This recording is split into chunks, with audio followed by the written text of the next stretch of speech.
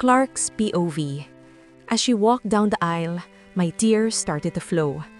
Masaya ako dahil ito ang araw na hinihiling niya, ang maikasal sa lalaking minamahal niya at mamahalin siya habang buhay.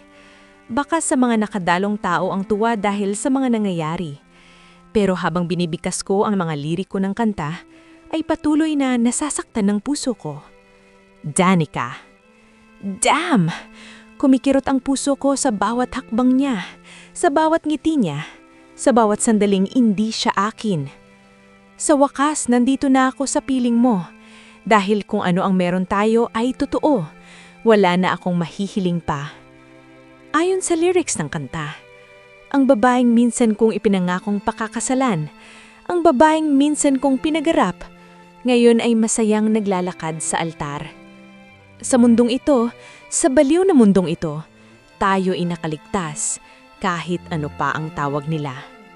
At nakatayo ako rito sa harap, hindi para pakasalan siya, kundi ang kumanta sa kasal niya para sa lalaking mahal niya.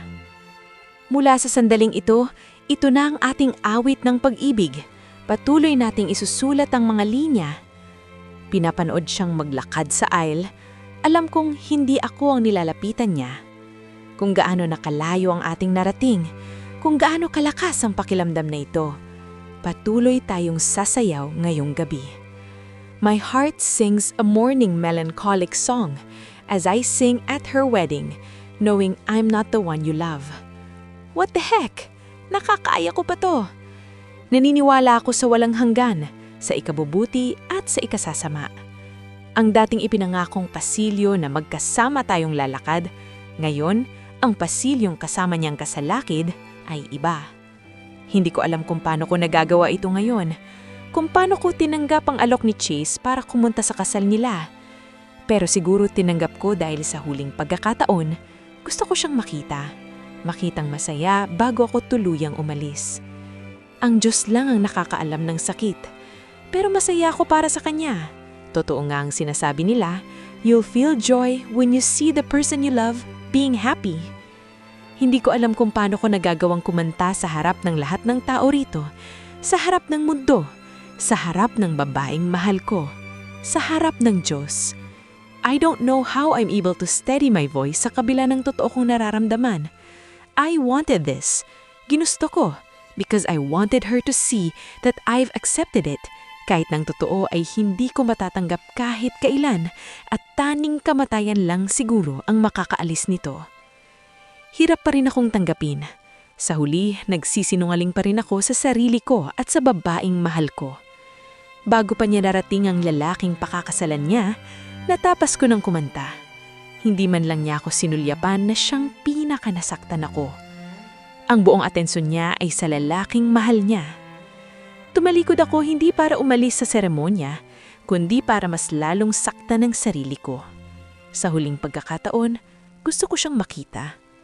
Damn! Pwede ko bang hilingin na sana ako na lang ulit? Pwede bang kahit sa imahinasyon ko ay ako ang pakakasalan niya at kami ang bubuo ng pamilya? Gusto ko mang sabihin na namamalikmata ako, but I'm not. Right now, I'm watching the woman I love get married to someone else. Gusto ko siyang hawakan, hilahin pabalik at sabihin sa kanya na ako na lang ang pakakasalan niya. Pero shit, ayokong masaktan siya sa huli. Mawawala siya sa akin. Nang araw ng proposal na yun, nang araw na sinundan ko sila sa Espanya, ayun din ang araw na sana'y therapy ko. I chose her again. Pinili ko na naman siya kesa sa sarili ko.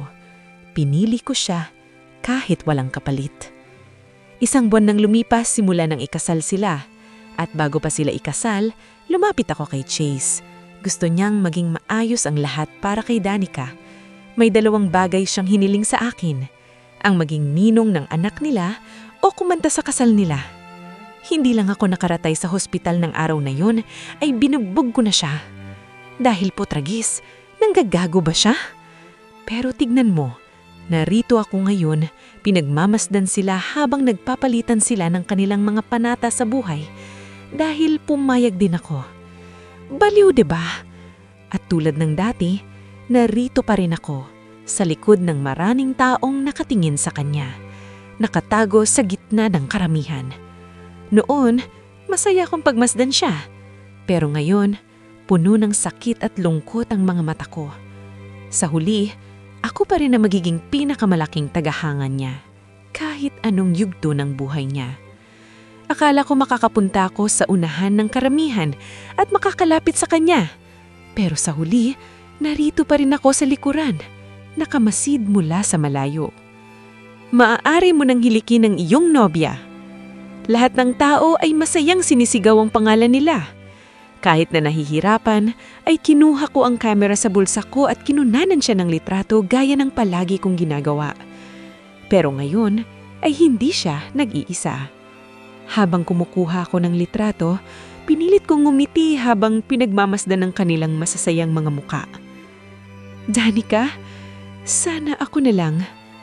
Pero siguro, ito na ang kabayaran sa lahat ng nagawa ko. Palagi kong mararamdaman ng realization, hindi ko na mababago ang nakaraan. Bago pa nila maipakita sa lahat kung gaano nila kamahal ang isa't isa, tumalikod na ako at tahimik na lumabas. Pumunta ako sa hardin ng bahay niya at naupo sa isang bangko. Napangiti ako nang makita ko ang iba't ibang bulaklak, lalo na ang mga rosas. Inabot ko ang isa sa malapit at akmang pipitasin na sana ito nang bigla akong matusok ng tinik nito. Hindi ko na ito inabala pang pulutin at mapait na ngumiti habang nakatingin sa aking natusok na daliri. Nagdurugo ito. Tulad niya, ang rosas ay maganda, ngulit masakit. Labis na masakit. Napadako ang tingin ko sa Grand Hall kung saan sila ikinasal at narinig ko ang mga hiyawan na tawanan. Tumingin ako sa unahan at tumulo ang isang luha mula sa aking mga mata. Diyos ko, bakit ang sakit-sakit? Hindi pa ako aalis, I still wanted to give her something. Lumipas ang mga oras at nagluksa akong mag-isa. Walang lumalapit sa akin. Hindi niya man lang ako hinanap. Heck, who am I anyway? Bakit pa ako aasa? Wala akong maaasahan. Hindi ko alam kung ilang minuto o oras ang lumipas nang marinig kong tapos na ang seremonya at ngayon ay nagsisimula na silang magdiwang. Ilang sandali pa, tumayo ako. Pinunasan ko ang mga luha ko at tatalikod na sana ako nang marinig ko ang boses ng babaeng pinakamamahal ko. Clark! Dahan-dahan kong inikot ang likod ko para harapin siya. At doon, nakita ko ang isang magandang babae sa kanyang puting bestida. Hindi tulad ng dati, ngayon ay nakasuot na siya ng simple, ngunit magandang puting bestida. Ngumiti ako. Danica, nagawa kong pakalmahin ang boses ko. Ayokong makita niya na hindi ako masaya sa espesyal na araw niya. Bakit ka nandito? Tanong niya. Kaya pa nga niya akong pagalingin ang boses niya. Ang tamis sa boses niya ay kayang magpangiti sa akin kahit sa pinakamahirap na panahon ng aking kalungkutan. Nagpapahangin lang, mahinang kong saad. She's so beautiful. My gaze went down to her tummy kung saan nakahawak ang kamay niya. Can I? Nag-aalang ang tanong ko. Ngumiti siya bago tumanggo. Sige. Lumapit ako sa kanya bago dahan-dahang inilapat ang mga kamay ko sa tiyan niya. We're so close that I don't even want to move. Kung sana mababalik ko ang dati. Marahan kong hinimas ang kanyang tiyan. Lalaki siya, Clark. Talaga? Tanong ko at tumanggo ulit siya. Muling bumaba ang tingin ko doon. I hope I get to see you, young man. Gusto kong maging ninang mo pero natatakot ako na baka hindi ko magampanan ng papel na iyon. Walang nakakaalam na limitado ang buhay ko. Walang nakakaalam na isang buwan na lang ang natitira para mabuhay ako. At sa huling buwan na iyon, gusto kong maging madali ang lahat sa akin. I looked up at her. Umatras ako para mabigyan ng distansya ang pagitan namin. Sumulubong sa akin ang nakangiting mukha niya. Asawa ko. Even though I've signed the annulment papers, she's still my wife. Asawa ko siya kahit ako lang ang nakakaalam. Salamat Clark sa pagpunta at salamat sa pagkanta sa kasal ko. Puno ng saya ang mga mata niya. Iniisip ko kung alam niya bang nasasaktan ako. I nodded. Right, andito siya para magpasalamat. Hindi mo na kailangang magpasalamat. Masaya na ako para sa inyong dalawa. Naku, nanghihina ako pero hindi ko maipakita sa kanya. May kanser ako at limitado ang oras ko pero nakatayo pa rin ako, nagkukunwaring wala akong nararamdaman. Mabuti naman at naiintindihan na nating dalawang lahat ngayon, ani niya. Bahagya akong natawa. Gusto kong maging masaya ka. Tinignan ko siya ng mabuti. Wala akong karapatang kuniin yan sa'yo. Pinagsisisihan ko at umaasa pa rin ako, pero siguro panahon na para bumitaw. Hindi agad ako nahanda kasunod niyang ginawa. Bigla niyang hinawakan ng kamay ko. Nakita ko ang gulat sa mga mata niya nang makita niyang naroon pa rin ang singsing. Ayoko lang tanggalin, mahinang saad ko. Kalimutan na natin ang nakaraan, Clark. Nagsisimula na tayo ng panibagong kabanata sa buhay natin. Tanggot ako na parang kaya ko.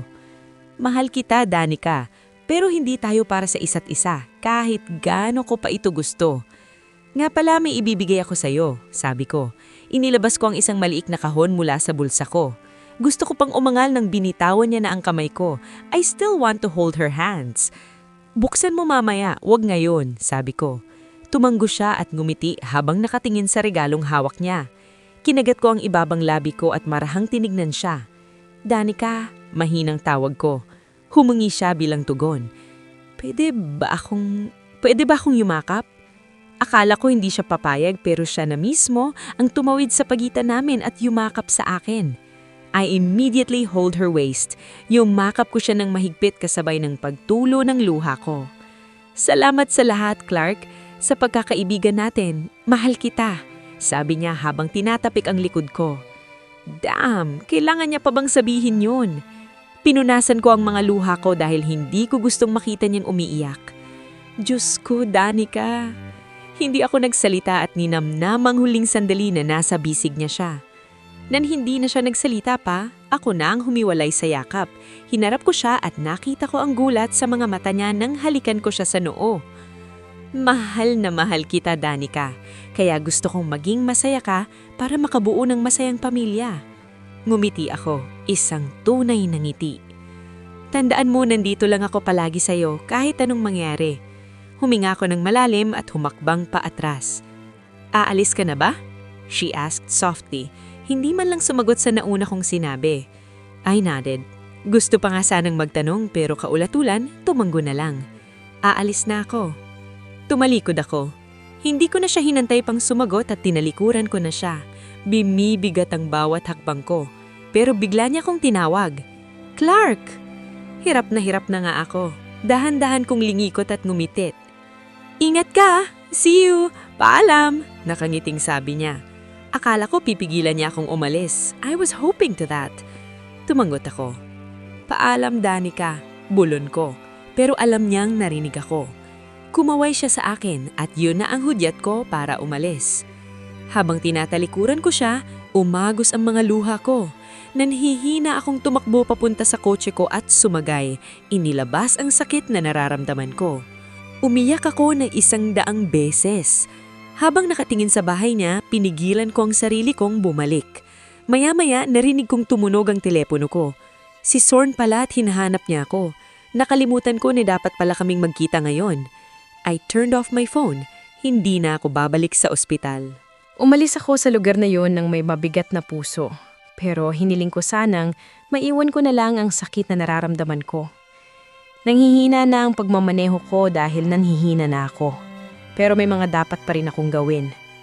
Ngayon, siguro ibibigay ko na lang sa sarili ko ang natitirang bahagi ng mga araw ko. Habang papalayo ako, iniiwan ko ang mga alaala natin. Umaasang balang araw, kahit papaano, ay muling magtatagpo ang ating mga landas. Clark! Nasaan ang anak ko? Tiningnan ko siya. Hindi na siya katulad ng dati. Akala ko mahal ko na siya pero hindi pala. Ang tanging nagustuhan ko lang ay ang ideya na nandyan siya para sa akin. Tinanong ko ang sarili ko kung mahal ko ba talaga si Joy pero sa huli, napagtanto kong hindi. Hindi ko siya minahal tulad ng pagmamahal ko kay Danica. Ang taong itinago ko ang nararamdaman ko sa loob ng maraming taon. Minahal ko lang si Joy dahil nandyan siya para sa akin, sa tabi ko. Yun ang minahal ko sa kanya. I'm so stupid. I know it's not right. Alam kong nasaktan ko din siya nang unti-unti akong nagbago, but she also made a mistake. Kung sana ipinaalala niya sa akin si Danica, pero makasarili siya, kinuha niya ang lugar ni Danica sa buhay ko. Clark! Love! Ang anak natin! Sigaw niya mula sa loob ng kwarto. Nakatayo lang ako roon, nakatingin sa kanya mula sa bintana. Dito agad ako pumunta sa kinalalagyan niya matapos kong lisanin ang lugar na yun. Tiningnan ko siya ng malalim. Iba na ang mukha niya ngayon. Magulo ang buhok niya at may maitim na bilog sa ilalim ng mga mata niya, kagaya ko. Pero hindi ko pwedeng kamuhian siya. Mas gugustuhin ko pang bitawan lahat ng sama ng loob na nararamdaman ko ngayon. Kasama niya si Allison. I replied directly. Kahapon, binisita ko siya sa bahay ni Chase at naroon si Allison, inaalagaan ng bata. Sa kabila ng lahat, itinuring ko pa rin si Zea parang sarili kong dugo at laman. Hindi kailanman pumasok sa isip ko na hindi siya dapat mahalin dahil hindi ko siya anak at kadugo. How are you? Ayos ka lang ba? Sa kabila ng sitwasyon niya, nakita ko ang pag-aalala sa mga mata niya. Bigla akong may naisip na kung ano. Siguro kung ibang sitwasyon namin, susubukan kong makipagkasundo kay Joy para sa kapakanan ng bata. Pero ngayon imposible dahil pareho kaming nasa mahirap na sitwasyon. Get me out of here, Clark. Tell Danica. Sabihin mo sa kaibigan natin na patawarin ako. She said after a while. Nakaupo siya sa loob, nakasuot ng puting bestida. Clark! Sigaw niya ulit habang tumutulo ang mga luha sa kanyang mga mata. Napabuntong hininga ko. Napatawad ka na niya, sabi ko. Nawala ang pag-aalala sa mga mata niya. Talaga? Tumanggo ako. Alam kong napatawad na siya ni Danica. Alam kong mapapatawad siya ni Danica. Pakiusap, ilayo mo ako sa kanya. Malapit na ang birthday mo. Magbe-bake kami ni Zea ng cake para sa'yo, mahal ko. Tuwang-tuwa niyang sabi habang pumapalakpak. Bumibigat ang paghinga ko at nagsimulang sumakit ang ulo ko. Kailangan ko nang umalis. Joy, bago ako umalis, gusto kong sabihin sa'yo na napapawad ka na kita. Ngumiti siya nang marinig ang sinabi ko. At salamat sa lahat. Salamat sa mga panahong kasama kita. Pinahahalabrahan ko ang mga sandaling iyon. Tapos noon tumayo ako at tinalikuran siya. Saan ka pupunta? Inirinig ko ang sumigaw niya. Nahawak ko ang ulo ko at binilisan ng paglakad. Naririnig ko pa rin ang mga iyak niya. Clark, mahal, ilabas mo ako dito. Sasama ako. Hikbi niyang sabi. Sir, ayos lang po ba kayo? A guard asked me and I realized I was already outside. Ayos lang ako. Mahinang sagot ko at nagtungo na sa kotse ko. Nang tuluyang makapasok sa loob ay kaagad akong sumandal sa upuan. Huminga ng malalim, I calmed myself and wiped away the tears that fell from my eyes due to the pain I felt. Tapos, pumunta na ako sa susunod kong destinasyon. Gabi na nang nakarating ako sa rest house at walang tao sa paligid, kahit ang mga tauhan sa bahay. Malungkot kong nilibot ang tingin sa bakanteng bahay. Ito dapat ang tahanan namin sa lugar na ito. Dahan-dahan akong naglakad papunta sa kwarto ko at dumiretso sa kama kung saan nakatupi ang mga damit niya. Kinuha ko ang mga ito at ninakap habang umiiyak na naman ako. Mas masakit pa rin na hindi ka magiging akin sa huli, Danica. Umiyak akong sabi.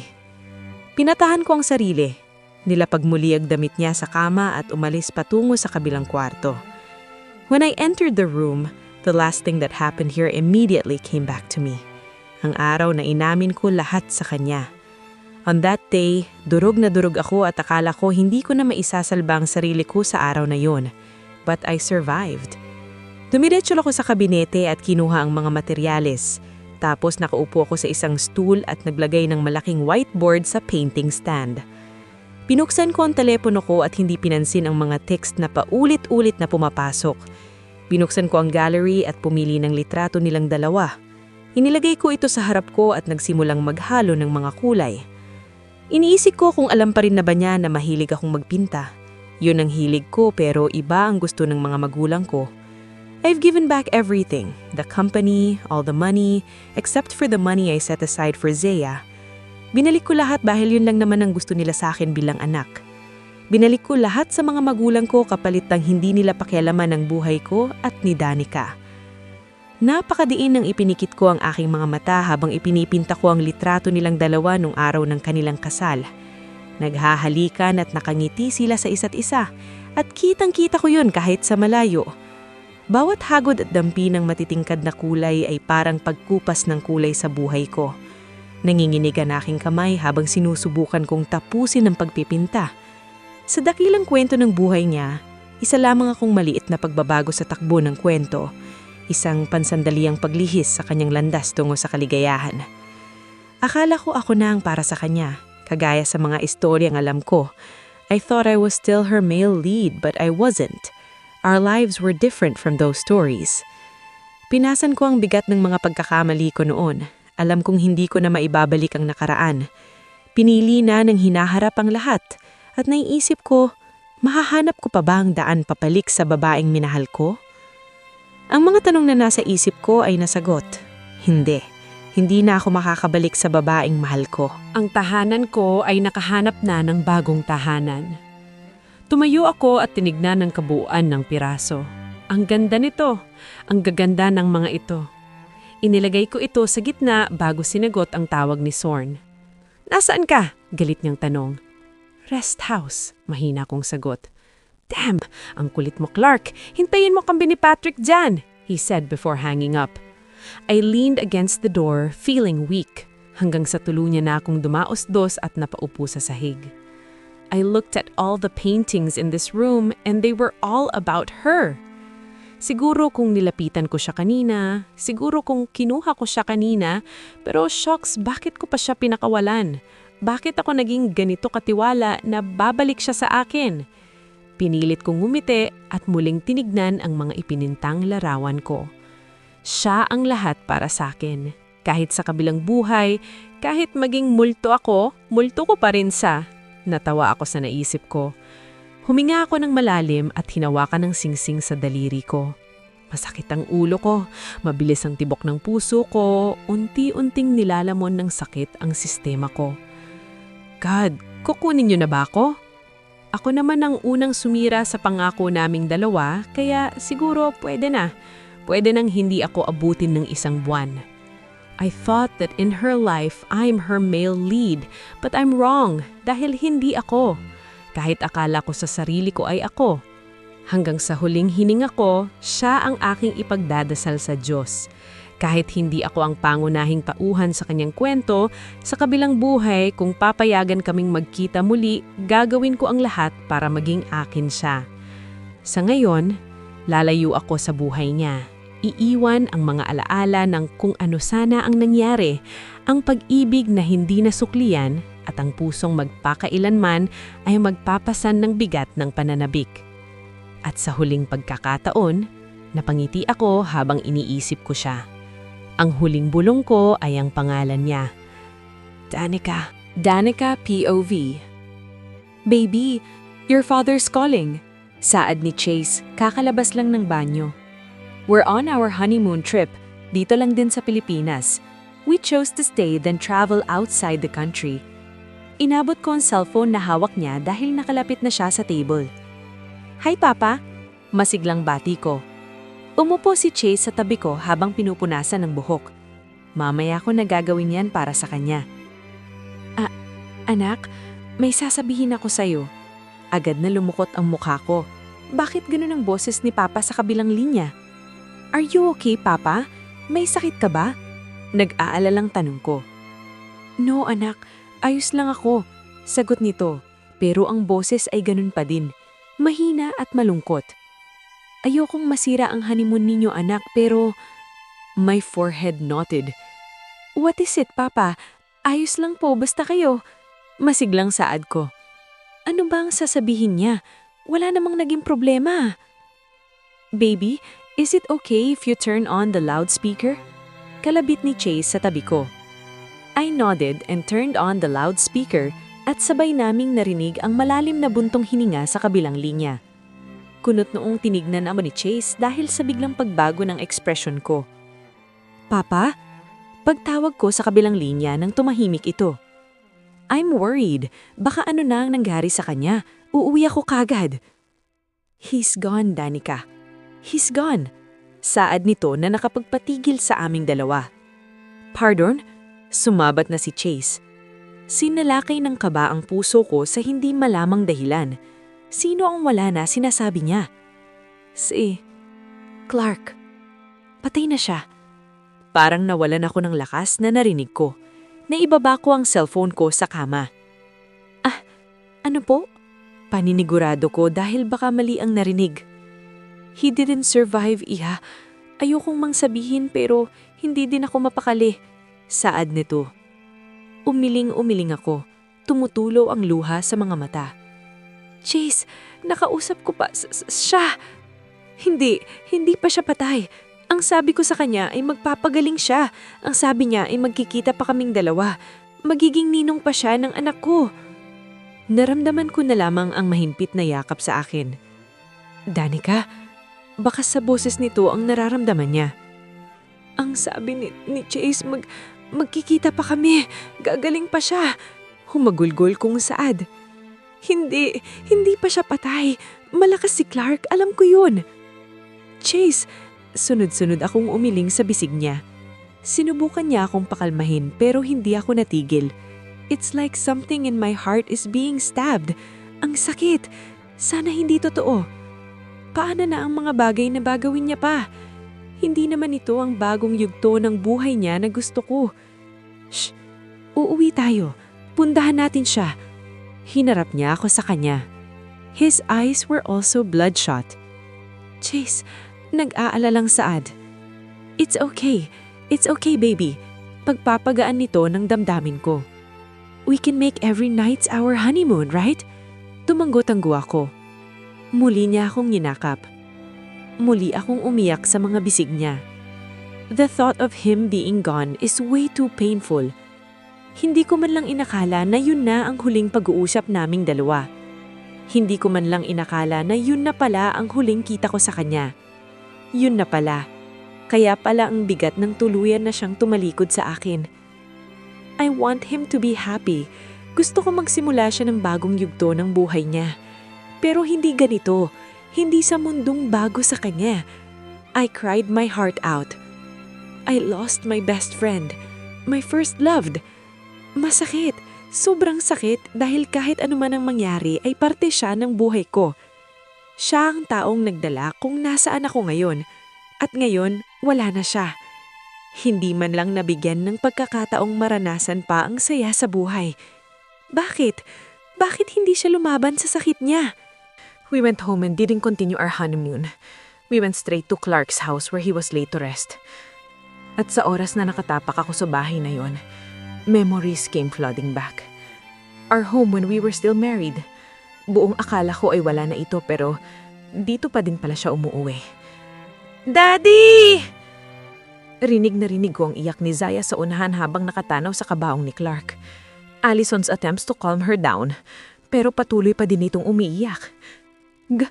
Gumising ka na, Daddy! Birthday mo na! Daddy! Nagtatampo si Zaya sa harap at bawat sigaw at iyak niya ay tumatago sa puso ko. Nawalan na naman siya ng ama, ang amang tumanggap sa kanya. Chase and I sat with the others pero ang ikinatataka ko ay nang hindi ko makita ang pamilya ni Clark. Ayaw po, tita! Zaya cried out when Allison picked her up and took her inside. Kahit na malayo na ito ay rinig pa din ang mga iyak niya. Sunod na pumunta sa harapan ay si Sorn at Patrick. Both of them had puffy eyes and they were wearing black clothes.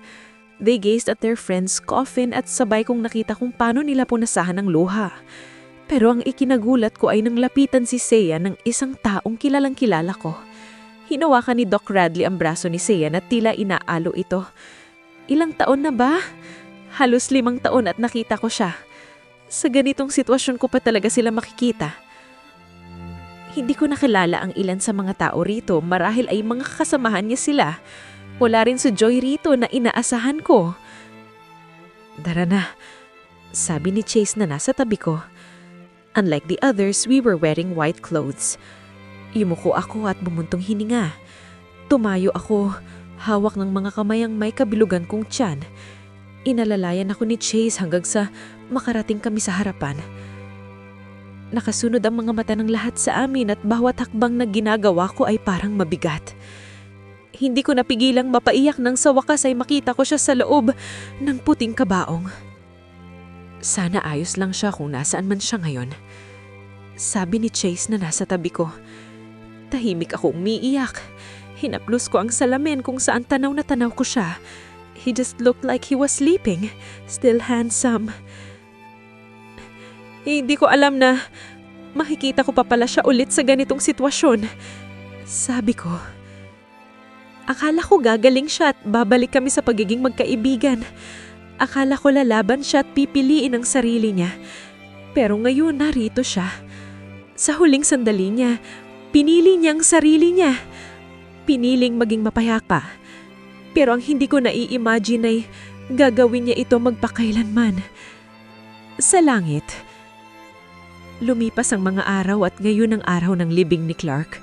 Katulad noon ay hindi ko nakita ang pamilya niya. Tumingin ako kay Papa nang hinawakan nito ang balikat ko at tinapik. Agad kaming sumunod ni Chase sa unahan at naunang ihulog ni Chase ang bulaklak na hawak niya. Pero kapansin-pansin ang bulaklak na hawak ko. Puting rosas ang sa kanila pero ang sa akin ay pula. You may rest in peace, Clark. Until we meet again. I whispered softly as I kissed the red rose bago ito tuluyang hinulog. Natapos ang libing at wala kaming ibang naririnig kundi ang palaahaw na iyak ni Zaya. Umuulan at kailangan na naming umuwi. Nagsiuwian na rin ng iba. Habang naglalakad papunta sa kotse, nilingon ko ang lugar kung saan siya nalibing. Napangiti ako ng mapait. Hindi pa rin ako makapaniwala na wala na talaga siya. Inalalayan ako ni Chase papasok sa sasakyan, katabi ko si Papa sa likod, habang siya naman ay katabi ng driver. Sumandal ako sa balikat ni Papa nang muling tumulo ang luha ko. My chest felt tight knowing that his family didn't even visit him. Sa huling pagkakataon man lang, hindi man lang nila inaalahala na may anak sila. Tumanaw ako sa labas ng sasakyan. Patuloy pa rin nabubuhos ang malakas na ulan at dumidilim ang langit. Pumikit akong mariin at nagdasal na sana kung nasan man siya, sana hindi na siya nasasaktan. Kung nasan man siya, sana masaya siya. At sa susunod niyang buhay, sana maalala pa rin ako. Mabilis na lumipas ang mga araw, linggo at buwan at sa susunod na buwan ay buwan na ng kapanganakan ko. Excited kami sa paglabas ni Baby. Lalong-lalo na si Chase at si Papa. Kahit na busy si Chase sa kumpanya ay hindi pa rin siya nawawalan ng oras para sa akin. Dito na din tumira si Papa sa amin. Pinamana niya ang kumpanya kay Chase na hindi din itong nagawang tanggihan. And Papa was so proud of him. He was doing great handling the company. And about Chase's family, hindi na nila ginulo pa si Chase pero si Tita Alma ay bumibisita dito kasama si Zaya at minsan si Allison. Si Joy naman ay nagpapagaling pa din, mas lalo na lang umano itong nagwala nang malamang wala na si Clark. Napahaplos ako sa malaking tiyan ko. Andito ako ngayon sa garden, nakaupo sa isang upuan. Napangiti ako dahil dito kami huling nag-usap. Sariwa pa din sa akin ang pagkawala niya. Pero tanggap ko na at patuloy na hinihiling na sana'y maayos siya kung nasan man siya ngayon. Baby? We went home and didn't continue our honeymoon. We went straight to Clark's house where he was laid to rest. And at the time when I stepped into the house, memories came flooding back. Our home when we were still married. Buong akala ko ay wala na ito. Pero dito pa din pala siya umuuwi. Daddy! Rinig na rinig ko ang iyak ni Zaya sa unahan habang nakatanaw sa kabaong ni Clark. Allison's attempts to calm her down, pero patuloy pa din itong umiiyak. Gumising ka na, Daddy! Birthday mo na! Daddy! Nagtatampo si Zaya sa harap at bawat sigaw at iyak niya ay tumatago sa puso ko. Nawala na naman siya ng ama, ang amang tumanggap sa kanya. Chase and I sat with the others, pero ang ikinatataka ko ay nang hindi ko makita ang pamilya ni Clark. Ayaw ko, tita! Zaya cried out when Allison picked her up and took her inside. Kahit na malayo na ito ay rinig pa din ang mga iyak niya. Sunod na pumunta sa harapan ay si Soren at Patrick. Both of them had puffy eyes and they were wearing black clothes. They gazed at their friend's coffin at sabay kong nakita kung paano nila punasan ang luha. Pero ang ikinagulat ko ay nang lapitan si Patrick ng isang taong kilalang kilala ko. Hinawakan ni Doc Radley ang braso ni Patrick at tila inaalo ito. Ilang taon na ba? Halos 5 taon at nakita ko siya. Sa ganitong sitwasyon ko pa talaga sila makikita. Hindi ko nakilalang ilan sa mga tao rito. Marahil ay mga kasamahan niya sila. Mula rin si Joy rito na inaasahan ko. Tara na, sabi ni Chase na nasa tabi ko. Unlike the others, we were wearing white clothes. Yumuko ako at bumuntong hininga. Tumayo ako, hawak ng mga kamay ang may kabilugan kong tiyan. Inalalayan ako ni Chase hanggang sa makarating kami sa harapan. Nakasunod ang mata ng lahat sa amin at bawat hakbang na ginagawa ko ay parang mabigat. Hindi ko napigilang maipiyak nang sa wakas ay makita ko siya sa loob ng puting kabaong. Sana ayos lang siya kung nasaan man siya ngayon, sabi ni Chase sa tabi ko. Tahimik akong umiyak. Hinaplos ko ang salamin kung saan tanaw na tanaw ko siya. He just looked like he was sleeping, still handsome.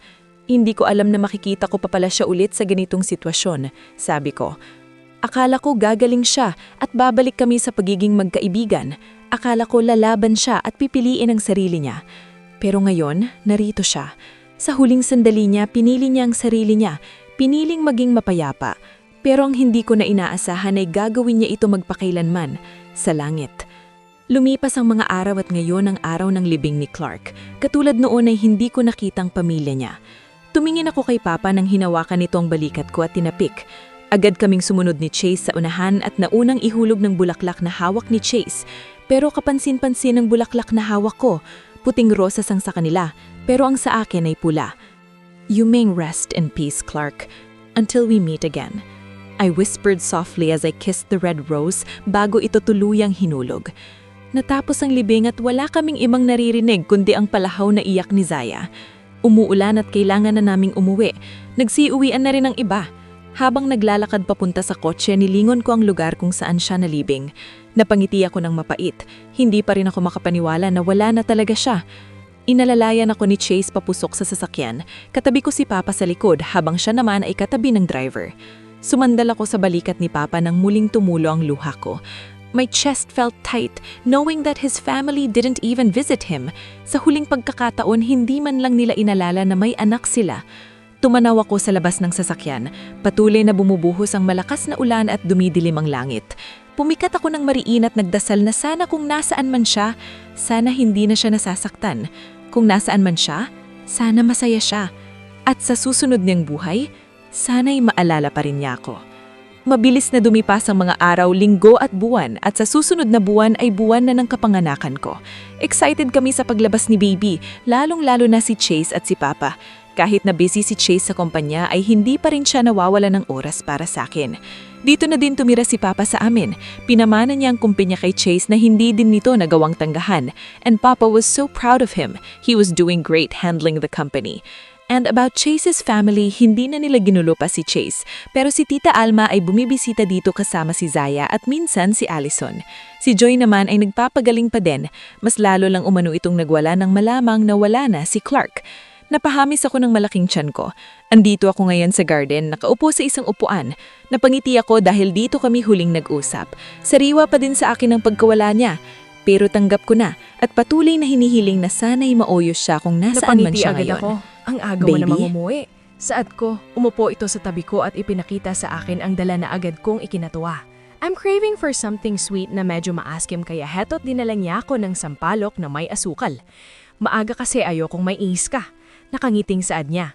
Hey kiddo, yumuko ito at pinataka ng halik ang tiyan ko.